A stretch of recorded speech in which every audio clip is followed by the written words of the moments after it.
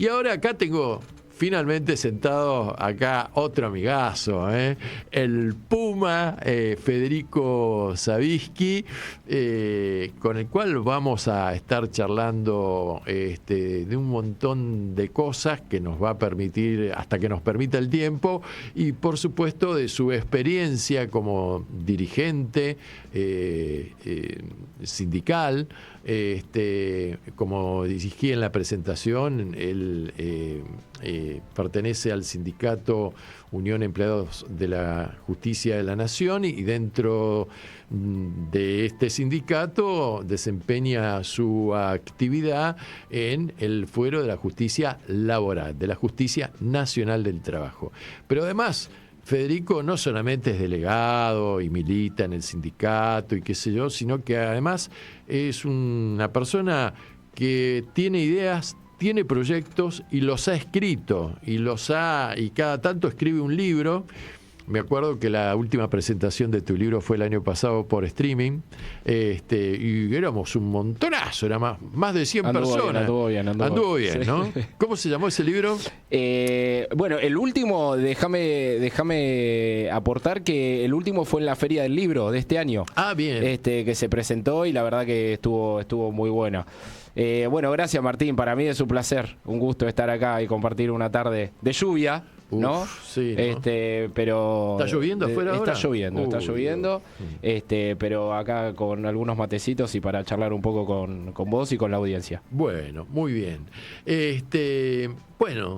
Federico, ¿cómo ves la cosa a nivel, la coyuntura en este momento tan particular desde tu óptica, ¿no? Que en el ambiente en el cual vos te manejás, que tiene que ver con la justicia y tiene que ver con el mundo del trabajo, ¿no?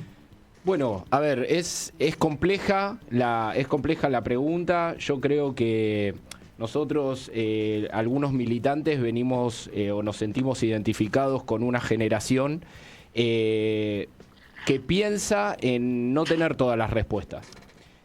Quizás uno por ahí desde la praxis, desde las lecturas políticas, uno puede agarrar y tiende, fuera del aire decíamos, ¿no? Por ahí nuestra generación tiende más al hacer, tiende más al transformar, tiende más al ocupar lugares estratégicos de transformación de la realidad con política y no de tanto del biribiri, ¿no? El de tener grandes diagnósticos, como algunos dicen, excesos de diagnósticos. Creemos que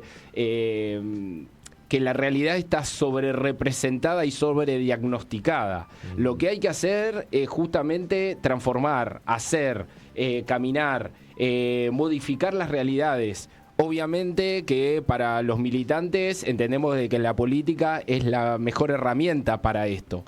Cuando hablamos de transformación, hablamos, por ejemplo, todas las medidas que el gobierno anterior, el gobierno, de Alberto Fernández, que fue también el gobierno de muchos otros espacios políticos, del cual yo fui parte,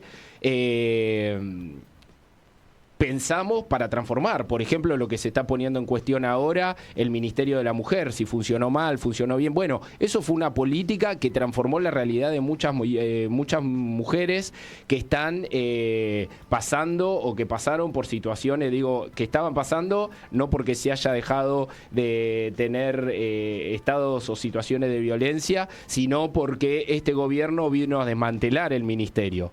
Entonces, ese ministerio lo que generaba era todo un pool de políticas que le daban contención, seguimiento, acompañamiento a esas víctimas, ¿no? Entonces, ese es un ejemplo. Otro ejemplo es la intervención en términos económicos, los subsidios, la cuestión de la educación pública de calidad y gratuita, y tantas otras políticas que hacen de la transformación del hacer, ¿no? Las políticas de empleo. Entonces, hay muchas cuestiones en las cuales nosotros tenemos que ver cuáles son esas políticas que transforman la realidad de las personas. Hoy en día escuchás muchos medios en los cuales salen, por ejemplo, a tomar registro del sentimiento de las personas, ¿no? ¿Cuál es la vivencia por la que están pasando? ¿Y qué te dicen? Y necesito trabajo, necesito trabajar. Bueno, hay una cuestión básica, yo por lo menos me especializo en las cuestiones de trabajo y de empleo como ordenadores sociales, ¿no? El trabajo es una cuestión básica para poder ordenar los desarrollos individuales y también las familias. Totalmente, sí, sí, sí. Ahora, yo lo que me planteo es esto, Federico. Desde que se inició el proceso democrático en la Argentina, ¿no? En el año 83, hasta ahora, hemos tenido una democracia que se ha regido más bien con las normas de juego de la democracia liberal, digamos, ¿no? La democracia del sistema.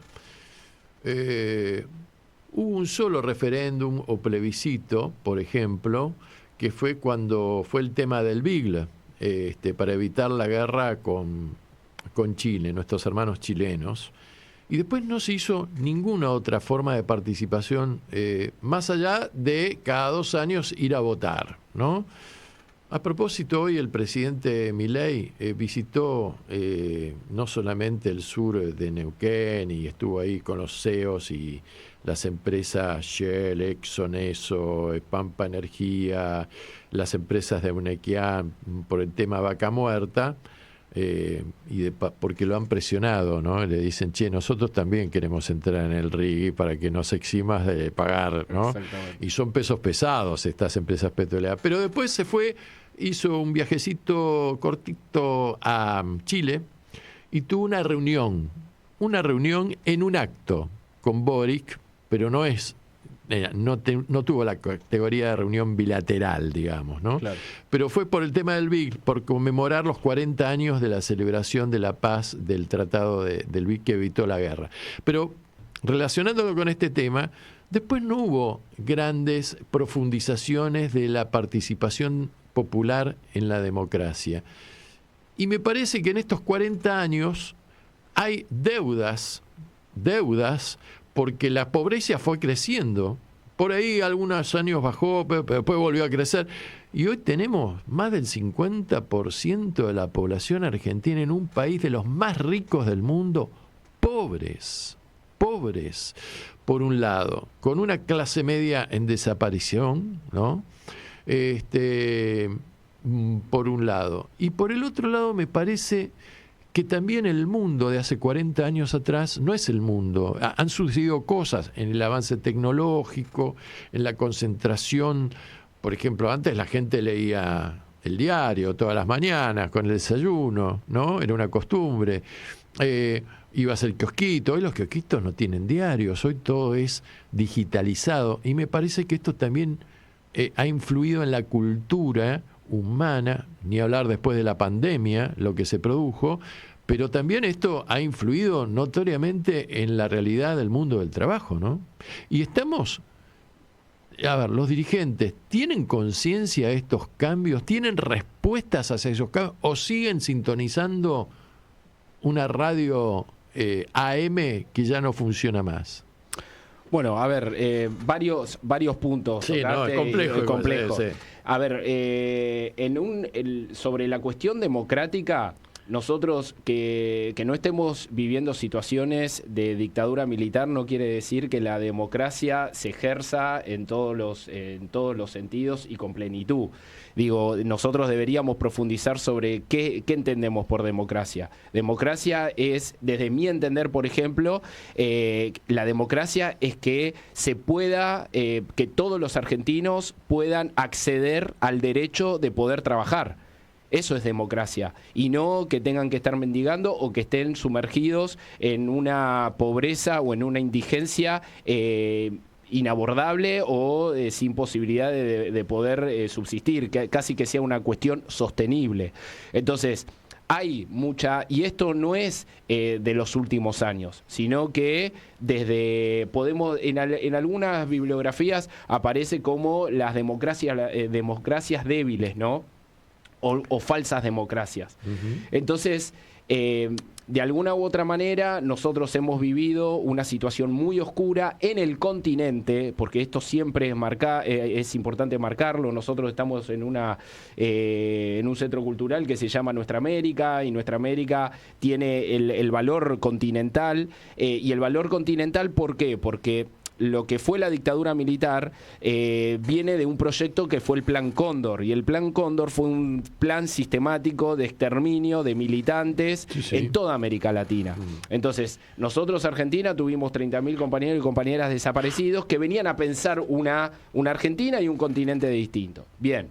Entonces, la democracia fue una democracia sólida en aspectos de derechos humanos, pero después la ampliación sobre la idea de derechos humanos implica un montón de otras cosas. Desarrollarse con plenitud, desarrollarse en paz, en armonía, poder construir familia, etcétera, etcétera, etcétera. Poder tener tu techo propio. Bueno, eso también. El acceso a la salud. El acceso a la salud. A la alimentación. Bueno, entonces, en términos conceptuales, para poder abordar la idea de democracia, bueno, estamos en falta. Después hay una cuestión, y esto no solamente le toca a Argentina, sino que el mundo está atravesando por esta sensación. Entonces, vos fijate cómo hay una cuestión transversal en la que muchos compañeros, vecinos, amigos, compañeros del trabajo, te vas a encontrar con la expresión que dicen: mirá este país, si en este país mirá cómo se vive. Bueno, saquemos una foto de eso que se está analizando y analicemos cualquier otra parte del mundo y vamos a ver que también está sucediendo. Entonces, hay cuestiones de matrices que tienen que ver con esto que vos mencionabas. La aceleración de la tecnología, la cuarta revolución industrial, el avance de la comunicación, bueno, todas esas cuestiones. Antes el cerebro humano tenía una perspectiva y una adaptación, por ejemplo, cuando apareció el foquito, de cientos de años, donde iba asimilando que espacios en los que había oscuridad se iba el cuerpo, las prácticas se iban adaptando. Hoy, de un momento para el otro, y más que nada del año 2000 a la fecha, bueno, hubo una aceleración exponencial. Bueno, eso hace las modificaciones de absolutamente todo, de la crianza de nuestros hijos, de la formación nuestra académica, militante, de las representatividades. Bueno, y acá es donde aparece otro de los esquemas, los que vos planteabas. ¿Qué pasa con las representaciones políticas?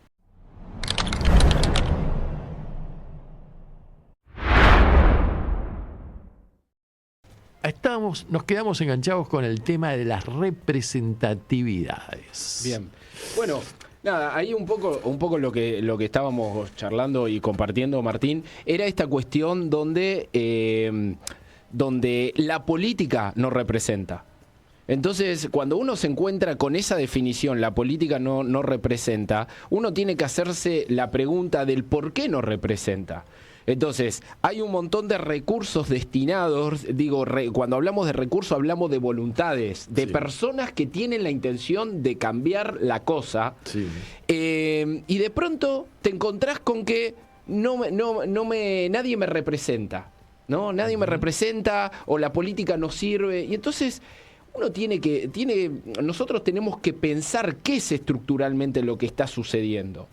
Desde mi punto de vista, que vengo de extracción sindical, lo que creo, digo yo y muchos compañeros, y un poco con lo que decía al comienzo sobre esta cuestión de el exceso de diagnóstico y de palabras más que de acciones, bueno, nosotros, para los que venimos de extracción sindical, tenemos como la praxis muy incorporada. ¿Por qué? Porque cuando vos querés defender a un compañero, hacés política sindical, no te importa de qué línea política viene. Lógico. Nosotros lo que hacemos es ver cuál es la necesidad del compañero y tratar de ayudarlo sin importar otra cuestión más que pensar en la cuestión concreta de la necesidad, ¿no?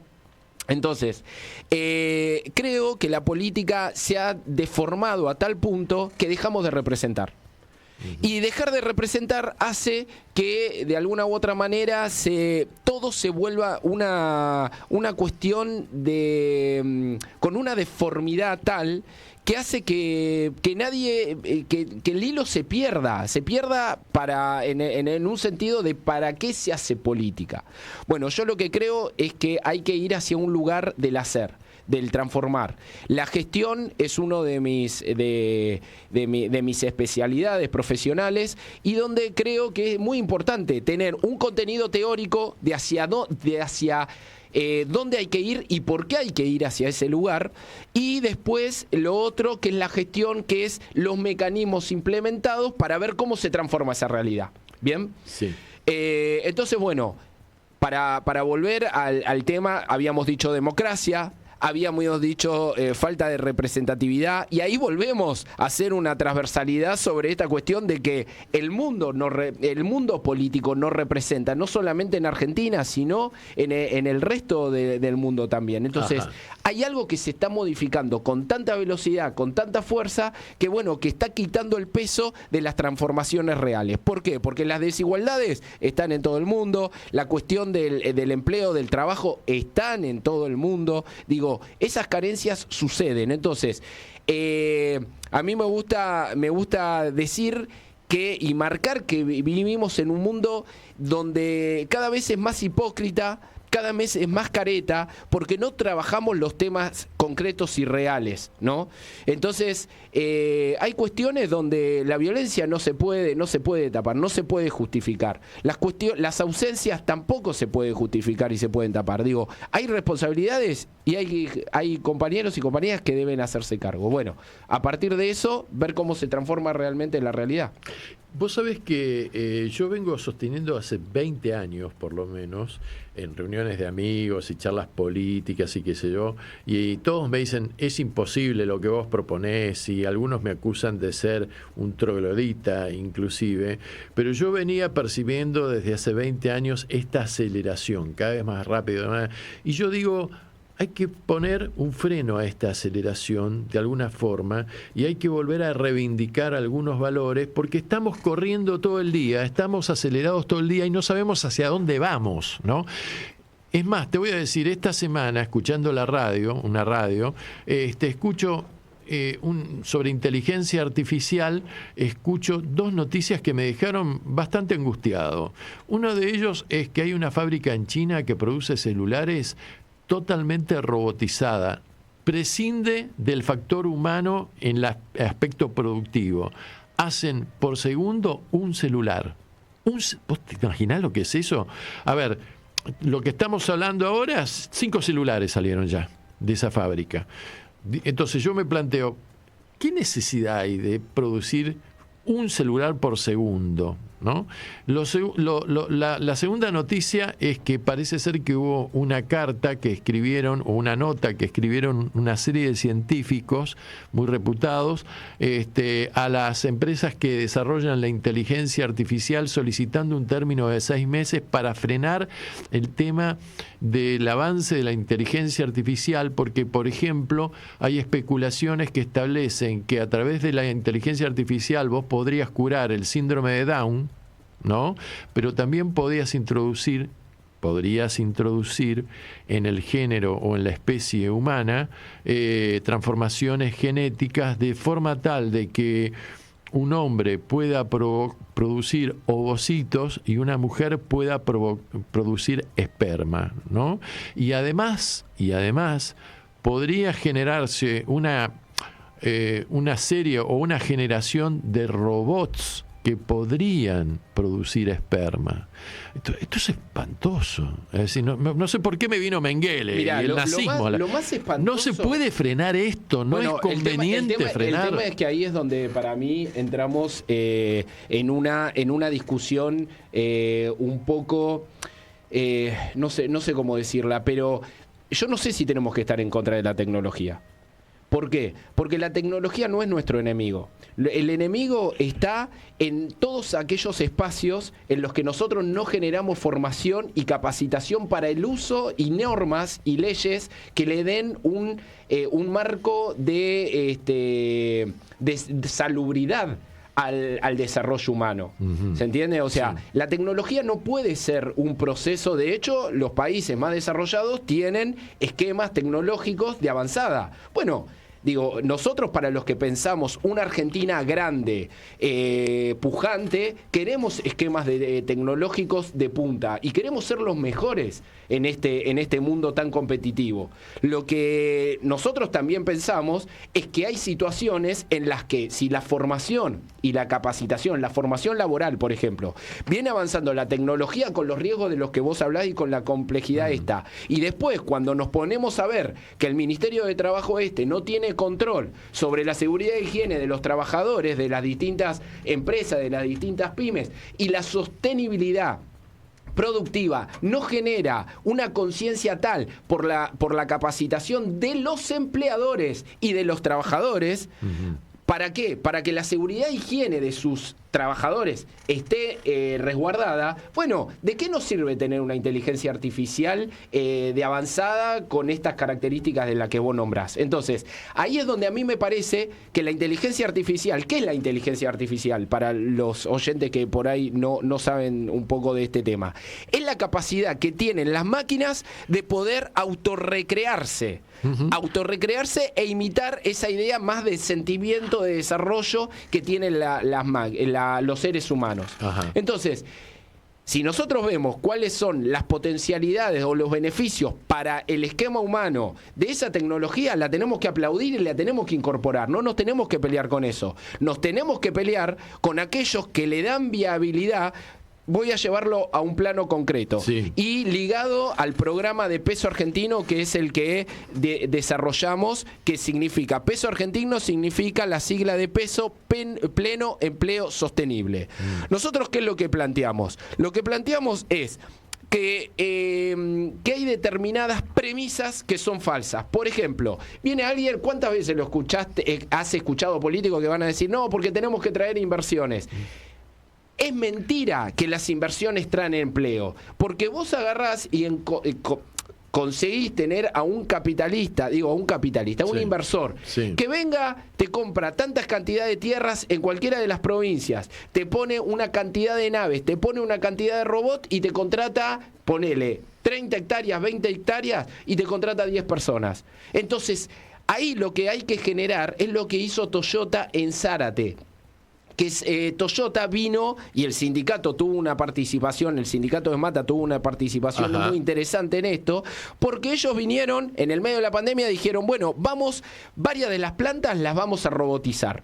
Bueno, ¿qué pasó? Se encontraron con este dilema. Che, ¿qué pasa? Aumenta la tecnología, se desplaza parte de las tareas físicas e intelectuales, porque las máquinas también empiezan a cubrir ese lugar. Bueno, perfecto.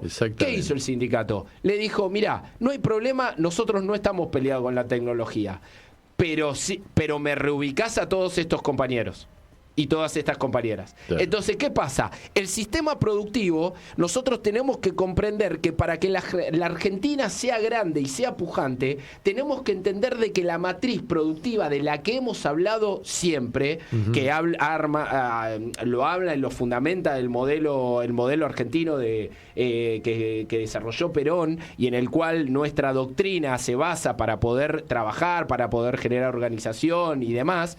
Bueno, habla de eso, habla que la matriz productiva es colectiva. Lo que nosotros necesitamos hacer es generar ciudadanos y ciudadanas que no se sientan imbéciles en una sociedad que produce. Necesitamos que algunos hagan pan, que otros generen docencia, que otros tengan equipos de producción como los compañeros que trabajan en esta radio, etcétera, etcétera. Lo que nosotros no podemos hacer es generar un modelo en el que digamos, bueno, estos no sirven, bueno, tengámoslos bajo un índice de pobreza, que no molesten, que no piensen, que no puedan manifestarse, que no puedan hacer nada, y bueno, y tengamos toda una clase que puede vivir, que puede apostar y después tener la concentración de riqueza, que es la discusión más importante. Cuando el movimiento y cuando las representatividades, para volver al punto anterior, vamos relacionando, no expresan las necesidades básicas de la democracia, para tocar el punto en el que arrancamos, exacto, estamos jodidos. ¿Por qué? Porque en definitiva es todo un gran acting de lo que en realidad hay que hacer, pero no hacemos, pero no decimos, o decimos, pero no hacemos. Entonces estamos como en una especie de encerrona en la que, en definitiva, los que más tienen siguen teniendo más, los que menos tienen siguen teniendo menos. El sistema productivo, la matriz productiva está en deterioro. Entonces nosotros tenemos, como vos bien decías, la Argentina produce alimento para 400 millones de personas del mundo. Terrible. ¿Se entiende? Bueno, ¿quién toma esas decisiones? ¿A dónde van esos alimentos? ¿Quién distribuye las riquezas de los empresarios? Y acá es donde apelo, y te agradezco el espacio, apelamos, así como nosotros decíamos, no nos tenemos que pelear con la tecnología. Sí. ¿Sí? Que es importante. No nos tenemos que pelear con el empresariado, con los inversores. Nosotros que queremos que generen trabajo y que generen incorporación, porque entendemos de que el trabajo y el empleo es el principal eje ordenador de las sociedades, para que los pibes, para que las familias puedan reagruparse, puedan generar salud, puedan generar educación, puedan formar a nuestros pibes y a nuestras pibas que son el futuro. Bueno, si no tenemos nada de todo eso, y ahí es donde apelamos a que aquellos empresarios, bueno, no tengan, ¿no te pasa a vos que cuando escuchás que un empresario se pone contento porque despidió a 50 o 100 trabajadores? Vos decís, ¿qué estás pensando? Si nosotros queremos que los empresarios puedan al contratar el doble o el triple o el cuatriple de personal. Sí. Bueno, estamos en esta. Clarísimo, Federico.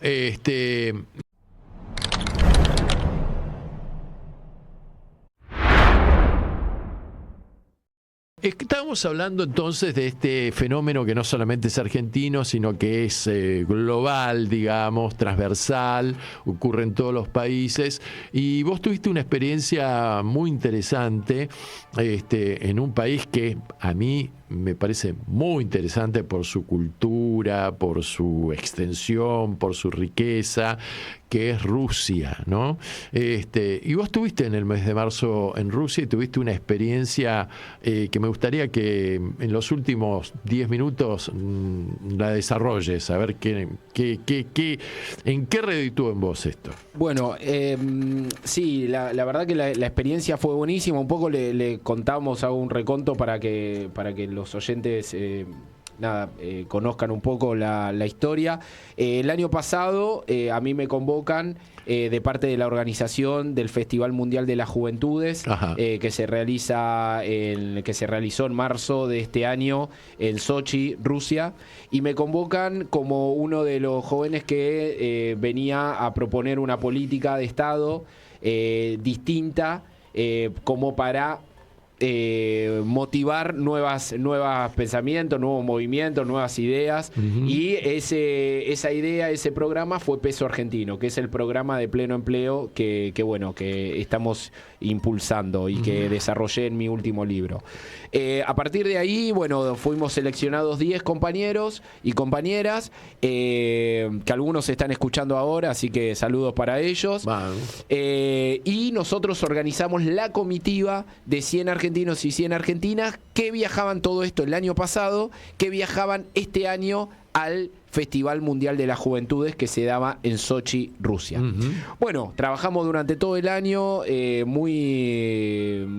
manera muy intensa y logramos ir con la comitiva. Salió todo espectacular. Realmente la experiencia en Sochi, el festival dura una semana.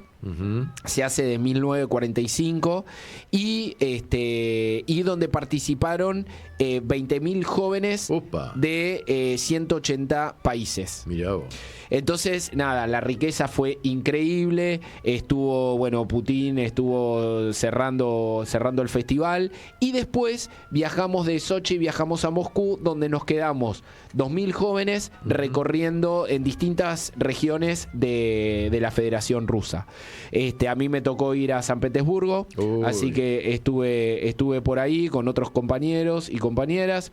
Así que, nada, antes de viajar, nosotros dijimos, che, vamos a viajar a Rusia y nos vamos a quedar, va a ser la experiencia nomás, claro, que no era poca cosa, pero nosotros íbamos a hacer política. claro. Entonces lanzamos un centro de integración y cooperación de América Latina y Rusia que se llama CICRAL, pueden buscarlo en las redes con C de centro, Bien. CICRAL, pueden buscar ahí en Instagram y ver todos nuestros posteos, y lo lanzamos en la Casa Rusa una semana antes de viajar. Nos fuimos para allá, vivimos toda la experiencia y cuando volvimos, nos quedamos con una sensación de que realmente lo que estamos proponiendo desde CICRAL tenía asidero por las repercusiones que fue generando el difundir el centro. Bueno, y desde ese momento es que volvimos y empezamos con un montón de contactos en toda América Latina y en Rusia y en el resto del mundo, empezamos a trabajar sobre eso, un poco lo que hablábamos antes, de aplicar no solamente las ideas, sino acciones concretas, sí, sí, de vínculo, de lazos, y empezamos a desarrollar la política del centro. A mí me toca asumir hoy, o desde que volvimos, la dirección general de CICRAL LATAM, o sea, soy el director de toda América Latina para construir CICRAL en cada uno de los países. Ya tenemos 7 países conformados con una estructura donde hay un director general, un secretario general y 4 secretarías estratégicas, las cuales son juventud, universidad, comunicación e integración comercial. Muy bien, muy bien. Con esas secretarías lo que generamos en una segunda, tercera fase es un trabajo transversal de todas las secretarías. Así que bueno, me toca dirigir ese trabajo. Tengo un equipo de compañeros y compañeras que están dispuestos y trabajan día y noche para generar los lazos, acompañar, charlar con los distintos compañeros como para llevar adelante este proceso. Y bueno, estamos en esa búsqueda, en ese trabajo. Nosotros, en el marco teórico de por qué hacemos todo esto, Sí. Hay una mirada estratégica donde nosotros entendemos que tenemos que ir a incorporarnos en la discusión del mundo multipolar. Nosotros creemos que esto se va a ir acentuando, en la que ya no hay un mundo en el que está Estados Unidos hegemonizando la discusión y el poder político, geopolítico, sino que estamos yendo hacia un lugar y de donde del otro lado estaba Rusia, ¿no? O el comunismo de alguna manera en el siglo pasado, fines del siglo pasado, eso se fue terminando de alguna manera con el comunismo, pero quedó la Federación Rusa como esa cuestión donde era bipolar de alguna forma, ¿no? Claro. Bueno, todo lo que viene desarrollando Rusia, China, India, Brasil, los BRICS, y dentro del esquema BRICS, los INBRICS, que es el espacio que se le da a los empresarios y a los intendentes para ser parte de esa estructura, sin tener el visto bueno del jefe de Estado, claro, en este caso, como no sé si sabe toda la audiencia, pero nos costó mucho incorporarnos a los BRICS. Y Javier Milei, una vez habíamos estado con la gestión de Alberto Fernández, de Massa a la cabeza, logramos incorporarnos a los BRICS, y meses después, cuando vino este gobierno, lo quitó de esa estructura. Los INBRICS permite que los intendentes y los empresarios puedan firmar en Moscú. De hecho, vamos a participar de un encuentro el 27 y el 28 de agosto en Moscú. Bien. Donde muchos intendentes de toda América Latina van a ir a firmar un convenio con los BRICS desde el esquema INBRICS. Así que estamos en esa hermosa tarea, pero nos estamos adelantando, y esto también un poco lo que hablábamos antes, Martín, que es el tema de generar esperanza y generar motivación en lo que uno hace. ¿Por qué? Porque en esta encerrona de la que hablábamos antes, nosotros encontramos un esquema en el que estamos trabajando y nos encontramos con voluntades que tienen ganas de transformar. ¿Por qué? Porque hoy está gobernando Milei, ¿no? Javier Milei. Sí. Pero el día de mañana, cuando nos toque ser gobierno nosotros, queremos tener las vinculaciones. Exacto. Y tenemos que tener el esquema de país estratégico en un mundo que va a estar discutiendo otra cosa. Exacto. Y estar preparados para eso. En esa tarea estamos. Así que sos muy optimista. Muy. ¡Apa! Bueno. ¿Qué tal para cerrar este optimismo en Anochece en Buenos Aires, que no es poco, donde siempre hablamos de las pálidas? Pero escúchame, es un optimismo, no, es un optimismo. Me iba a salir una palabra un poco dura, no imbécil en el sentido, claro. no ingenuo. No ingenuo. Me gusta más, claro. es más tranquilo. Claro. No ingenuo, sino que es un optimismo basado en el trabajo concreto. En la praxis. En la praxis. Cuando te encontrás con compañeros que están trabajando a la misma par que vos y que lo están dando todo, el optimismo florece. Sí. Bueno, se nos acaba el tiempo. Realmente, muchachos, no sé si se dan cuenta, pero ha sido un lujo nuestro entrevistado del día, Federico, que bueno, estamos en contacto permanente. Me gustaría que nos hagas llegar información del CICRAL, sí, claro, de la actividad que están desempeñando, e inclusive si por ahí a través del CICRAL podemos tener algún contacto con dirigentes o compañeros de otros países, para que nos cuenten también su experiencia, de cómo les está yendo. Bueno, ahora en vivo nos están siguiendo compañeros que están en Rusia. Hay compañeros de distintos lugares de Argentina y de distintos lugares de América Latina. Bueno, muy bien. Así que un saludo para todos los que nos están sintonizando. Como les dije en varias oportunidades, este programa se escucha, y cuando digo eso lo digo en serio. Así que bueno, para nosotros un placer, Fede, haberte tenido acá. Y por supuesto que seguimos trabajando codo a codo, Olvídate. ¿Estamos? Bueno, muchachos, nos tenemos que ir. Llueve, espero que me tengo que ir en bicicleta yo, así que bueno, espero te vas a mojar. Me voy a mojar un poco, sí, pero siempre que llovió paró. Mi nombre es Martín Álvarez Pereira. Estuvimos acá con el Puma Federico Savisky. Cuídense este fin de semana, tratemos de ser felices, de no deprimirnos, porque siempre hay un futuro, siempre hay un mañana, y justamente lo que quieren es que nosotros nos rindamos y que entremos en esa especie de oscuridad y de depresión. Las cosas se están transformando, nosotros estamos en el mambo de la transformación, por eso a veces no sabemos si estamos un poco confusos también, pero bueno, y nos vamos a volver a ver el jueves que viene, aquí en Anochece en Buenos Aires, que no es poco, con un informe sobre Venezuela. Upa. ¿Qué está pasando en Venezuela? Porque acá escuchamos en la Argentina una parte de la información. Ahora es bueno escuchar la otra parte de la información, ¿no? Para tener todas las voces y para que vos puedas lógicamente sacar tus conclusiones. Podemos tener algún testimonio de Venezuela, compañeros de allá. Sería muy interesante. Bueno, muy interesante. contá con eso. Bueno, cuídense. Mi nombre es Martín Álvarez Pereira y acuérdense que este programa tiene un leitmotiv: que la radio comunique y la memoria sea un ejercicio. Chau, nos vemos. Que andarán por aquí